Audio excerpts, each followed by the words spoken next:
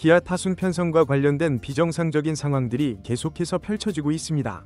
또한 팬들 사이에서 터져나온 책임감은 현재 내부까지도 확산되고 있습니다. 과연 현 상태로 괜찮은지에 대한 반성적 목소리 말입니다. 신임 감독이라는 용어는 아직도 예민한 사안이지만 더 이상 언급할 수 없는 금지된 주제가 아닌 상황이 되었습니다. 대체 기아 구단 내에 어떤 일이 발생했길래 이렇게 논쟁거리가 되고 있는지 빨리 설명해 드리겠습니다. 시청하기 전에 구독 및 좋아요는 영상 제작에 큰 도움이 됩니다. 감독의 시즌은 가을이 아닌 겨울부터 시작된다는 말이 존재합니다.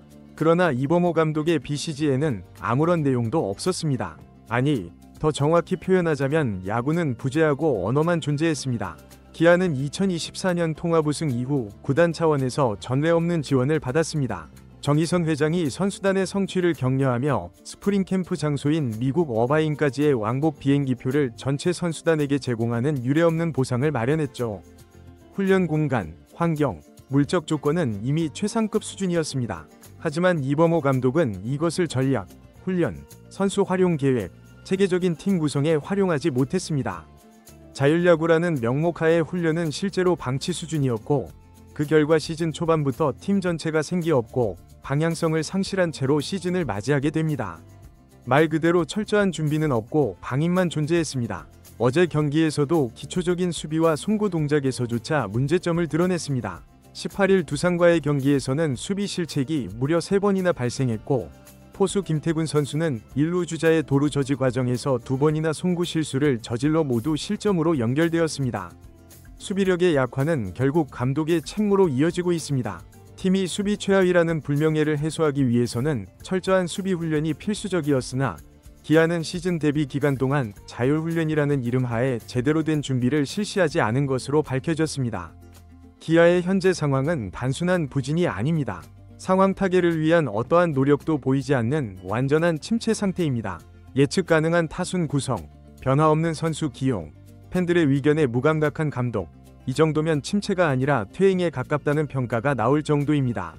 어제 타격과 수비에서 모두 눈에 띄는 활약을 보인 한승택 선수가 오늘 경기에 이름조차 올리지 못한 점은 팬들의 머리를 더욱 혼란스럽게 만듭니다. 4월 17일 KT와의 경기에서 한승택은 3타수 2안타, 1루타 1개를 기록하며 OPS 1.750이라는 눈부신 성적을 보여주었습니다. 컨디션이 양호한 선수를 다음 날 기용하지 않는다면 과연 어떤 기준으로 선수들을 출전시키고 있는 것인지 의문입니다. 상황에 적합한 선수 기용, 경기 흐름에 따른 탄력적인 운영은 감독의 기본 능력입니다. 그러나 현재 기아는 그 기본조차 지키지 못하고 있는 실정입니다. 최근 기아 타이거즈는 팀 운영과 관련하여 팬들 사이에서 심각한 논쟁에 휩싸였습니다. 이범호 감독의 선수 기용 방식부터 부상자 관리까지 비판의 대상이 되며 팬들의 분노가 임계점에 도달해 있습니다. 특히 투수진 운용이 최악이라는 평가를 받고 있는데 그 중심에는 바로 황동하 선수가 있습니다. 시즌 초반부터 필승조, 추격조, 롱리리프 구분 없이 무작위로 등판시키는 이 이상한 투수 운용 방식은 많은 팬들의 걱정을 사고 있습니다. 황동하 선수의 최근 등판 기록을 살펴보면 팬들의 분노가 더욱 뚜렷해집니다. 특히 단지 이틀 전 13구를 던진 후 다시 41구를 던지게 한 것은 납득하기 어려운 관리입니다. 황동하 선수의 어머니까지 직접 SNS를 통해 호소할 정도로 상황이 심각한 수준에 이르렀습니다. 우리 동화 좀 아껴주세요. 9회 마무리 잘해줬는데 제발 이라는 말이 팬들의 마음을 울렸습니다. 황동하뿐만 아니라 윤영철 선수의 선발 기용도 뜨거운 쟁점입니다. 최근 3경기에서 보여준 성적은 한마디로 참사에 가까웠습니다. 3월 26일 키움전에서는 2이닝 6피안타 3볼넷으로 윕 4.50을 기록했습니다. 윕은 이닝당 출루 허용률을 의미하는 지표로 보통 1.3을 초과하면 부진하다고 판단하는데 윤영철은 무려 4.50에 달했습니다. 이 정도면 투수로서 제 역할을 거의 수행하지 못했다는 의미입니다. 이후 4월 11일 롯데전에서는 더욱 악화되었습니다. 단 1이닝 동안 6실점, 피안타 6개, 볼넷 1개, 홈런 1개로 윕은 무려 7.00, 이닝당 7명의 타자가 출루한 셈입니다. 평균 자책점은 충격적인 54.00을 기록했고 상대 타자에게 허용한 타율은 0.545에 달했습니다. 이쯤 되면 정상적인 선발 운용이 아니라는 비판이 제기되는 것은 당연합니다. 어제 경기 두산전에서는 2와 3분의 1이닝 동안 3피안타, 윕 4.24를 기록하며 여전히 불안정한 모습을 보였습니다. 이번 경기에서는 무려 5개의 볼넷을 허용했습니다.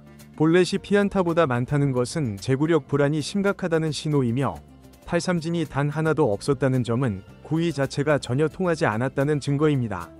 이처럼 최근 3경기 평균 윕는 4.69, 평균 피안타율은 .470, 평균 자책점은 16.29에 이릅니다. 이는 KBO 평균치와 비교하면 심각한 수준이며 감독이 이런 상황을 감수하면서까지 계속 선발 기회를 제공하는 이유를 팬들은 이해할 수 없다는 반응입니다. 그 결과는 고스란히 불펜 과부하로 이어졌고 황동화 선수 같은 젊은 투수가 무리하게 마운드에 오르게 된 것입니다. 문제는 감독이 이 상황에 대한 책임을 회피하거나 개선의 의지를 전혀 보이지 않는다는 점입니다. 부진한 선수를 반복해서 기용하고 경기력과 무관한 결정을 내리는 운영은 기아의 장래를 위험에 빠뜨리고 있습니다. 더욱 충격적인 것은 내야수 김선빈 선수의 부상 관리입니다. 4월 18일 두산과의 경기에서 김선빈 선수는 6회 초 번트를 시도한 후 1루 커버를 들어온 두산의 투수 박치국 선수와 충돌했습니다. 이 사고로 인해 김선빈 선수는 입술 안쪽이 찢어져 병원에서 긴급 봉합수술을 받아야 했습니다. 문제는 김선빈 선수가 본래 하루 더 휴식을 취한 후 복귀할 예정이었지만 이범호 감독이 비가 올 가능성이 있어 하루 쉬어주는 것이 어떻겠냐며 하루 일찍 경기에 투입한 것이었습니다. 게다가 김선빈 선수는 종아리 근육 손상에서 회복 중이었고 퓨처스 리그에서도 제한된 경기만을 소화한 상태였습니다. 그런데도 무리하게 선발로 내보내고 부상 복귀 직후 두 번째 타석에서 번트까지 지시한 이범호 감독의 결정은 팬들의 공분을 사기에 충분했습니다. 감독의 무책임한 판단으로 인한 피해는 결국 그대로 선수들에게 전가되고 있습니다. 특히 김선빈 선수의 부상 상황에서 감독이 적절한 사과 한마디 없었다는 점도 팬들을 더욱 격분시키고 있습니다. 결국 팬들의 목소리는 구단 경영진까지 전달된 것으로 알려졌습니다. 최근 한 야구 관계자는 구단 내부에서도 현 상황에 대해 심각하게 고민하고 있는 것으로 안다고 언급했습니다.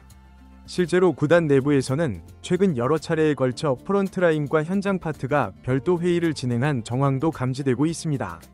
선수 기용에 관한 설명 요구, 전략적 재건 방향에 대한 의견 수렴, 외부의 시선에 대한 대응 등 다양한 의제가 논의되고 있으며 내부적으로는 이범호 감독 체제가 시즌 마무리까지 유지될 수 있을지에 대해 심도 있는 검토가 진행되고 있다는 분석도 제기되고 있습니다. 그렇다면 만약 변화가 온다면 그 후임은 누가 될까요? 이미 팬들 사이에서는 구체적인 후보군이 거론되기 시작했습니다.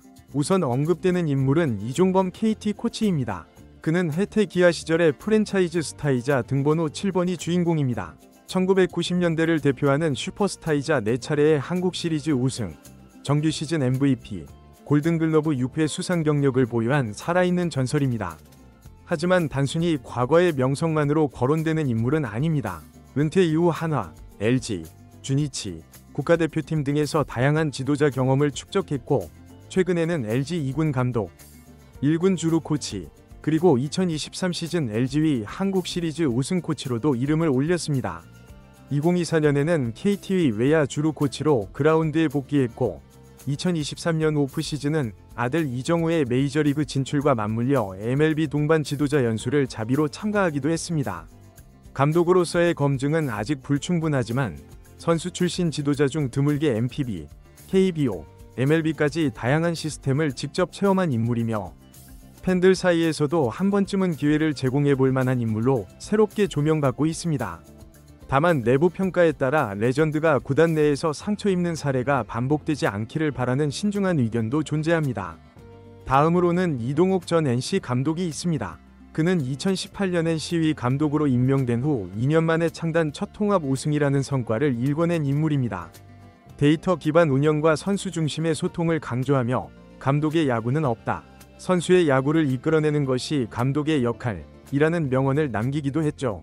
감독 시절 세이버 매트릭스를 적극 도입한 작전 운영과 냉철한 선수 기용으로 팬들 사이에서도 제대로 된 야구를 구현하는 감독으로 인정받았습니다.